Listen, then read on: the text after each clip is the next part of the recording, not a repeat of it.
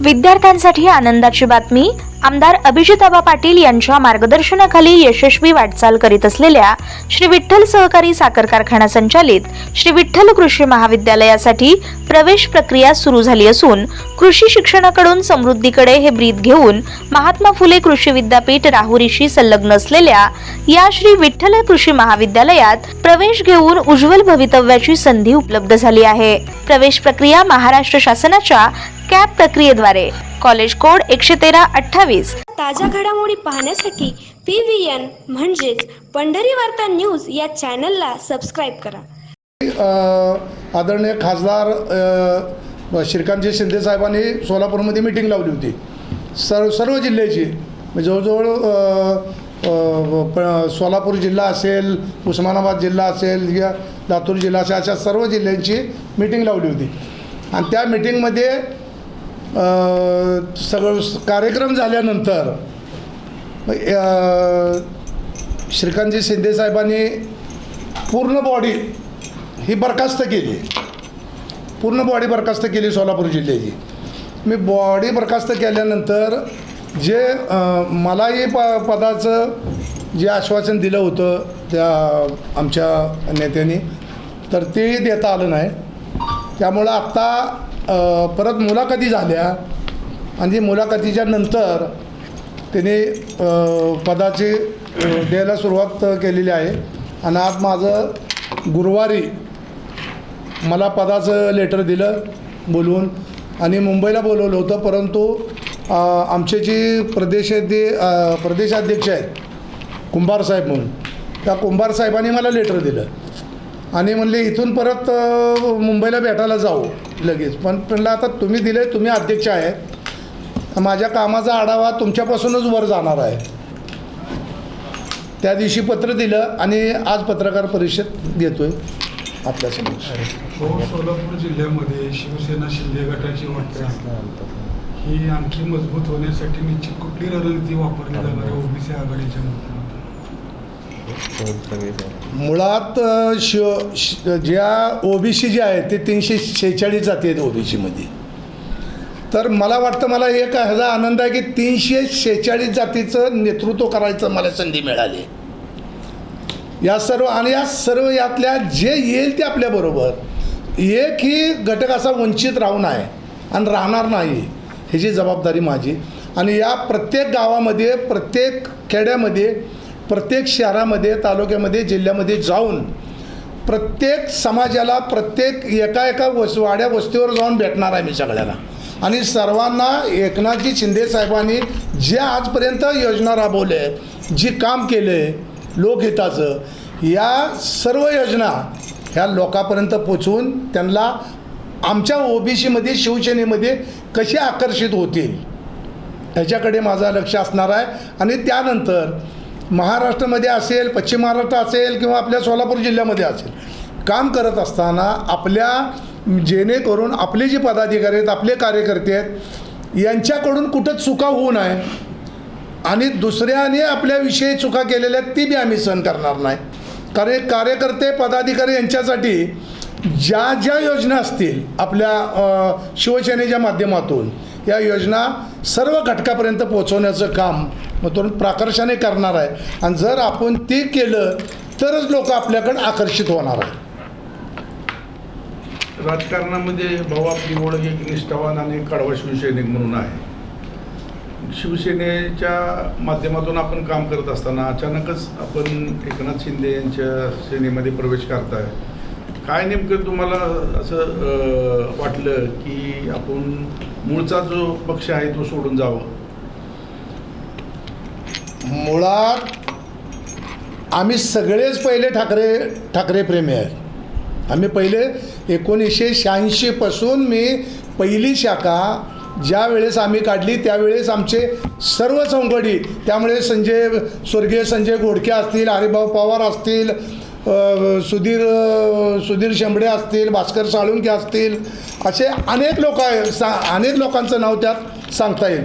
हे लोक सगळे एकत्र बरोबर घेऊन आम्ही मंडईजवळ एक शाखा ओपन केली. ती शाखा ओपन करताना शिवसेनेचे पहिले आमदार स्वर्गीय वामनराव महाडिक साहेब यांच्या हस्ते ती शाखा ओपन केली होती. आणि तिथून शिवसेनेला सुरुवात. ज्या वेळेस शिवसेनेचं आम्ही त्यावेळेस आम्हाला खूप त्रास झाला. शाखा वाढवताना आम्ही सायकलीवर जायचो, सायकलीवर जाऊन शाखा ओपन करायचो आम्ही खेड्यापाड्यात आणि तिथून आम्ही शिवसेना वाढव. परंतु काय मध्यंतरी काही घटना घडल्या, काय हे झालं. आमचे त्यावेळेचे जिल्हा प्रमुख होते आमचे वामनराव, आमचे जिल्हा प्रमुख होते बाबूराव वडणे आणि आमचे संपर्क प्रमुख होते महादेवराव मोठे. तर कांदिवलीचे नगरसेवक होते ते आणि ते आमचे संपर्क प्रमुख होते. मग त्यावेळेसपासून मी शिवसेनेत काम करतो आहे आणि आज शिवसेनेत परत आपल्या शिवसेनेत आपला धनुष्यबाण आपल्या गळ्यात आपल्या जवळ आला ह्याचा मला पूर्ण आनंद आहे. हो, कधी काळी पंढरपुरात 95च्या नगरपालिका निवडणुकीत शिवसेनेचे धनुष्यबाण चिन्हावर 5 नगरसेवक निवडून आले होते. पुढे पंढरपूर शहरात तालुक्यामध्ये शिवसेनेची पिछेहाट होत गेली. तो काळ काँग्रेसचा राष्ट्रवादी आघाडीच्या वर्चस्वाचा काळ होता. तर आता भाजपच्या काळात देखील शिवसेनेला दाबलं जातं आहे अशी एक भावना शिवसैनिकांमध्ये. याबाबत काय तुमच्याकडे रणनीती असणार आहे? मुळात शिवसेनेला दाबलं जातं आहे असं म्हणायचं काहीच कारण नाही. कारण शिवसेनेचं सध्याचं काम म्हणजे आमच्या आदरणीय एकनाथजी शिंदेसाहेबांच्या नेतृत्वाखाली त्यांच्या ह्याच्याखाली निरीक्षणाखाली जी शिवसेना चालते या शिवसेनेचं काम जवळजवळ सगळ्याला माहिती आहे. त्या लाडकी बहीण असेल ही योजना कोणी आणली? एकनाथजी शिंदेसाहेबांनीच पहिली ओपन केली, पहिली आणली. मग एकनाथजी शिंदेसाहेब जी काम करतात ह्या कामाला लोक आता आकर्षित व्हायला लागले. लोक शिवसेनेकडे येण्याचा ओघ आहे लोकांचा आणि त्या लोकांना प्रत्येक घटकाला प्रत्येक एका व्यक्तीला न्याय देण्याची भूमिका ही आदरणीय शिंदेसाहेबांची आहे. आणि जी पिछेहाट आपण म्हणता ती पिछेहाट कशावरनं? ते पिछेहाट होतच नाही. आमचं जे काम चालू आहे ते आमच्या पद्धतीनं आम्ही शिवसेनेचं काम करतो आहे. आम्ही कोणत्याही पक्षात इंटरफेअर करत नाही. आमच्या शिवसेनेचं काम आम्ही आमच्या पद्धतीनं करतो आहे आणि आम्हाला जर काम करताना कुणीही क्रॉस केला तर त्याच पद्धतीने त्यांना उत्तर देण्याची भूमिका आमची असणार आहे. कारण आम्ही बी कडवट शिवसैनिक आहोत. त्यामुळं आम्ही कुणाचा अन्याय सहन करणार नाही. आम्हाला कुणी बाजूला करायचं काम बी कोणी करू नये किंवा आम्हाला दहशतीखाली घ्यायचं काम बी कोणी करू नये. तसं नाही. आता त्यांचं म्हणण्याचा उद्देश काय आहे की इथून पुढं स्थानिक स्वराज्य संस्थांच्या निवडणुकीमध्ये पक्षाच्या चिन्हावर निवडणूक लढवून अस्तित्व आपलं ठेवणार का? पंचायत समिती असो, जिल्हा परिषद असो, नगरपालिका असो. आता शिवसेना असेल, ओबीसी असेल, ओबीसी विभाग असेल, अन्य विभाग आहेत आमच्या शिवसेनेमध्ये. त्या विभागाला एक मेन केंद्रबिंदू आमचा कोटा आहे. मेन केंद्रबिंदू आहे शिवसेना आहे. मग शिवसेनेने जे आदेश देतील आम्हाला, शिंदेसाहेब जे आदेश देतील, श्रीकांत शिंदेसाहेब आदेश देतील, भरतशेठ गोगावले आदेश देतील, या लोकांनी आम्हाला वरच्या नेत्यांनी आदेश देईल ते आम्ही कामं करणार इथं. आणि जर तो वरच्या लोकांचा जो आदेशच पाळणार नसेल तो शिवसैनिक असला. आम्ही त्या आदेशाचं पालन करून येणाऱ्या कुठलीही निवडणूक हे धनुष्यबाणाच्या चिन्हावर लढवण्याचं आम्ही सामर्थ्य ठेवतो आहे.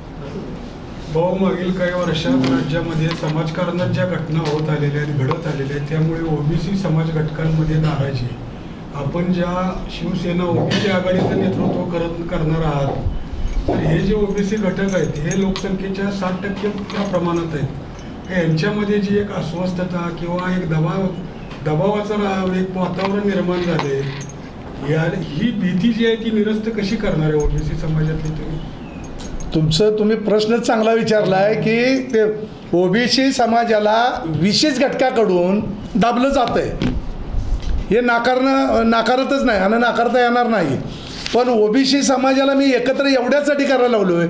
ओबीसीत आता मराठा समाज बी आहे, 346 जाती आहेत त्या, आणि मराठा समाजात कुणबी हे पण त्यामध्ये आहेत. मग जे घटक आमच्यासोबत येतील त्या घटकांचं संरक्षण करणं सर्वस्वी आमची जबाबदारी आहे. त्यात आमचं काही झालं तरी या लोकांना परक करणार नाही, या लोकांना बाजूला करणार नाही आणि या लोकांना कोणाच्याही दहशतीखाली वावरण्याचं असा काही कारण नाही. ओबीसी समाजामध्ये बहुसंख्य समाज हे पारंपरिक व्यवसाय करणारे समाज आहेत. तेली समाज असेल, वाणी समाज असेल, कुंभार समाज असेल, किंवा इतर जे समाज घटक ओबीसी गणले जातात, त्यांचा कासवार समाज असेल, हे पारंपरिक व्यवसाय करणारे समाज म्हणून ओळखले जातात. हे राजकारणाच्या मुख्य प्रवाहापासून दूर राहत आलेले आहेत, अल्पसंख्य असल्यामुळे. त्याबाबत काय तुमच्याकडे धोरण आहे का? मुळात मी आत्ता शिवसेनेमध्ये प्रवेश केला आहे आणि शिवसेनेमध्ये प्रवेश करून मला आत्ता ओबीसीचं पद बहाल झाले. आता यापुढं या सर्व आपल्या ज्या सूचना आहेत ह्या सूचनाचं सर्व हे करून आपण आदरणीय एकनाथजी शिंदे साहेबाच्या समोर ह्या सगळ्या व्यथा मांडणार आहेत. या सगळ्या समाजाच्या एकत्र, या सगळ्या समाजाची ओबीसीच्या जे मेनमेन घटक आहेत, जे व्यावसायिक आहेत, यांची सर्वांची बैठक शिंदे साहेबांच्या बरोबर लावायचा प्रयत्न आम्ही करू आणि यांना न्याय देण्याचा प्रयत्न करू.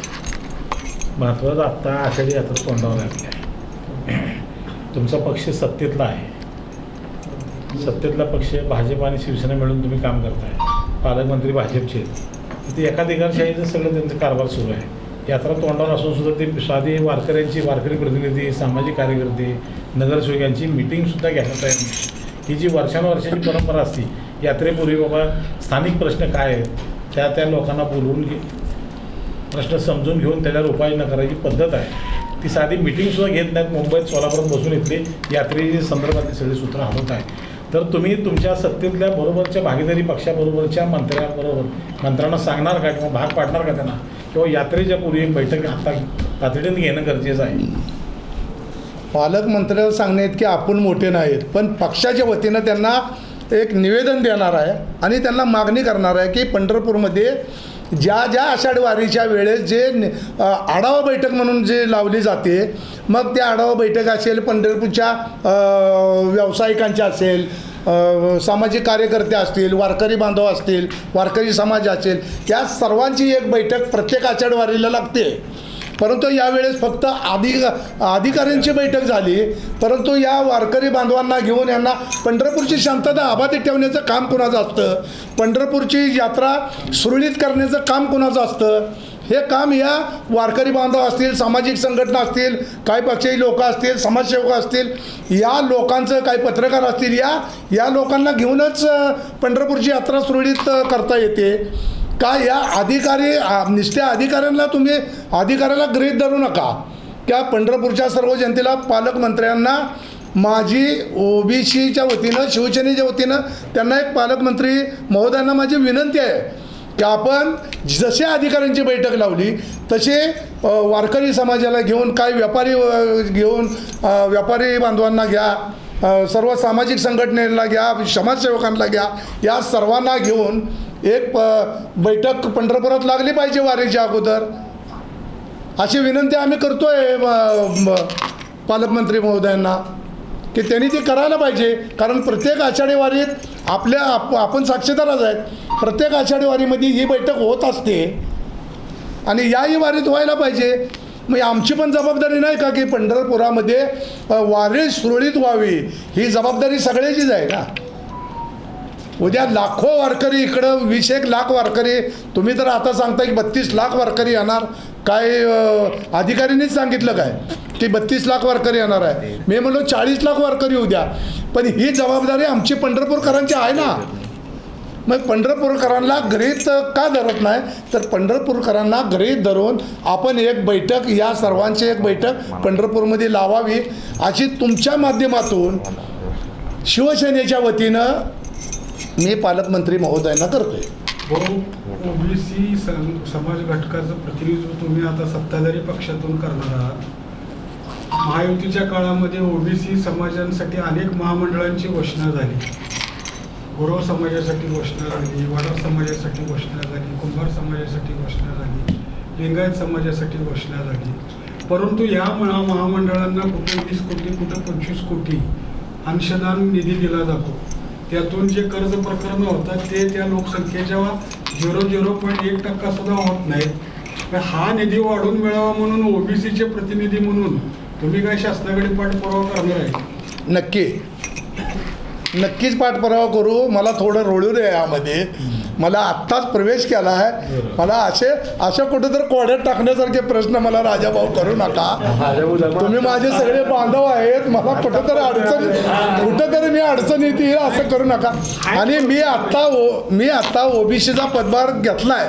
आता ओबीसीचं काम मी चालू करतोय आणि एक थोड्या कालांतराने नक्कीच की शिंदे साहेबांच्या आदरणीय शिंदे साहेबांच्या कानावर घालून त्यांच्याशी विचारविनिमय करून आमचे अध्यक्ष आहेत पुण्याचे कुंभार साहेब आहेत, आमचे सचिव आहेत संजयजी मोरे साहेब आहेत, या सर्वांना एकत्र करून आम्ही भरतशेठ गोगोले साहेबांच्या माध्यमातून शिंदे साहेबांना भेटून आपल्या सगळ्या ज्या घटक आहेत त्यांच्या सगळ्या व्यथा मांडून त्यांना न्याय देण्याचा आम्ही पुरेपूर प्रयत्न करू.